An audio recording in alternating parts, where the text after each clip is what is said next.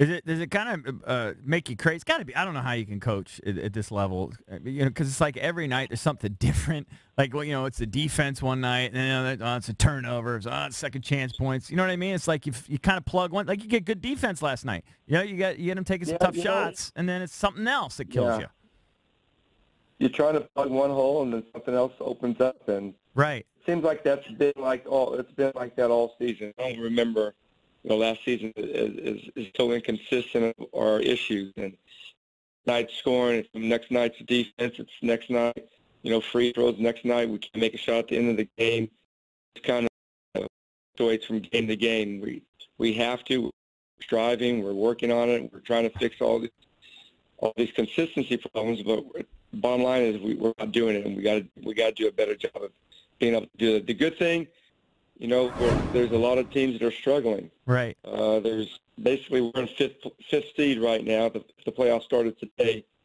Cleveland's in third, and they have 2 less losses than us. So that's the good thing. But the bad thing is Detroit is in eighth, and they only have one more loss than us. So right. It's everybody's bunched up. I'm not trying to sugarcoat it. We haven't played as consistent as we want to play, and I think we can play, and hopefully we will play. But right now we have to find it. Right. So, but the good news also is, like, we've been talking about this the last few weeks. Like, you're right about where you were, or ahead of the pace of where you were last year. And then you guys went hot. You ever like when you went on that sort of a hot streak last year? Was there one theme that kind of came out of that thing that, like, wow, when we do this, we get going?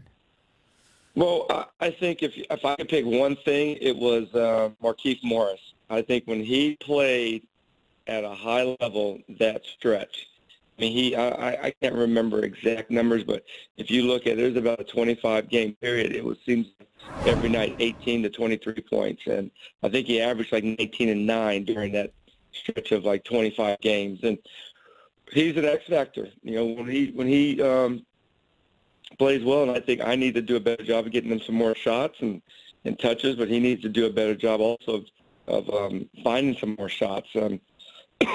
But when he plays well, we seem to really be clicking on a lot of cylinders, and a lot of teams struggle against us when he plays well.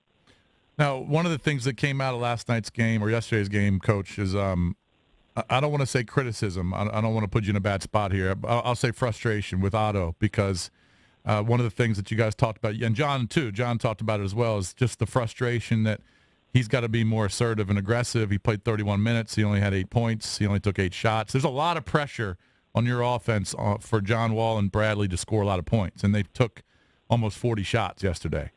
And I know Otto's been banged up with the hip. Can you talk about that a little bit? Well, he hasn't had he's had a bad stretch of games. I don't know, maybe 7 or 8 games. Unlike Otto, he hasn't made shots. And one thing about you can count Otto, he's going to make open shots. And I think his shooting percentage from the 3 has been off. So hopefully it's just a stretch of the season that happens to every player in the league, and it's happening to him now. But we need him to get out of it soon, especially if we're going on a 5-game road trip. Because it does put a lot of pressure on John and Brad. They're carrying the offense the last 10 games, and we like that, but we don't want that every night. Those guys are capable of doing it time and time again, but we need to be able to spread it around. I think March is doing a pretty good job of getting 10 or 11 points. Keith and Otto, I think they can use some more opportunities to get shots. But they got to also work the offense for them to get shots. Coach, is it hard to preach defense to your players when only 2 teams in the entire league hold other teams under 100 points per game, the Spurs and the Celtics? Do the players just kind of laugh like, come on, nobody plays defense in this league, Coach? We'll try. We'll make it look like we're playing tough defense, but nobody in the league plays defense according to the numbers. Defense? You kidding me? Who plays it, right? You got to play it on certain possessions, though. You have to. Yeah, I mean, I look at defensive field goal percentage. I think we're still, at one time, a week ago, or 2 weeks ago, we were in 7th. I don't know where we are now, probably still top 10. And then 3-point percentage. Defense is such a huge thing nowadays, and we've been first for a long time. I'm assuming we are still in first. But we can still improve on it.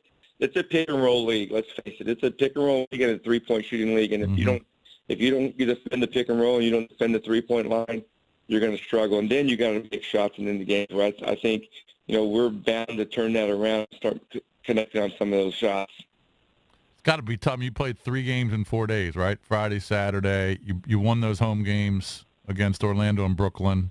I mean, you scored a bunch of points, but you allowed 120 in the Orlando game, 115, 113. I think it was the Orlando game I watched. That was a friggin' nightmare. Like, I thought that could have gone either way. I mean, that's got to be tough, though. Yeah, that could have gone either. I mean, it was a tough stretch. We had, before that, there was a 3 and 4. So we had, I think, 4 and 6. And then this is a unique 3 and 4 because yesterday's game was an afternoon, so it's really 3 and, I don't know, like 3 and 3.5. Yeah.